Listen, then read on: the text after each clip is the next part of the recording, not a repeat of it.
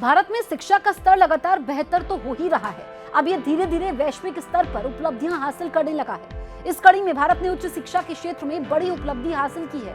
केंद्र सरकार के मुताबिक क्यूएस वर्ल्ड यूनिवर्सिटी रैंकिंग यानी QSWUR 2026 में भारत के उच्च शिक्षण संस्थानों की संख्या 27 से बढ़कर 54 हो गई है, यानी पिछले 5 साल में सीधा डबल छलांग।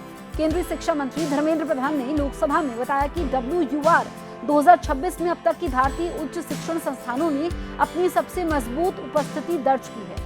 उन्होंने बताया कि 2015 में इस सूची में सिर्फ 11 भारतीय संस्थान ही थे, वो 2026 में बढ़कर 54 तक पहुंच गए। केवल इस बार तो 8 नए भारतीय संस्थानों को QS रैंकिंग में पहली बार शामिल किया गया है।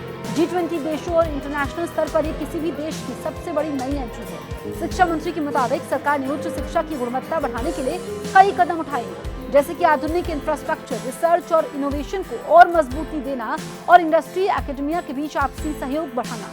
राष्ट्रीय प्रत्यानयन बोर्ड यानी NBA और राष्ट्रीय संस्थागत रैंकिंग ढांचा NIRF जैसी व्यवस्थाओं ने भी संस्थाओं में प्रतिस्पर्धात्मक माहौल को और बेहतर प्रदर्शन करने के लिए प्रेरित किया है। शिक्षा मंत्री ने यह भी कहा कि इन सुधारों और कोशिशों की वजह से भारतीय विश्वविद्यालय और संस्थान की छवि वैश्विक स्तर पर लगातार मजबूत हो रही है।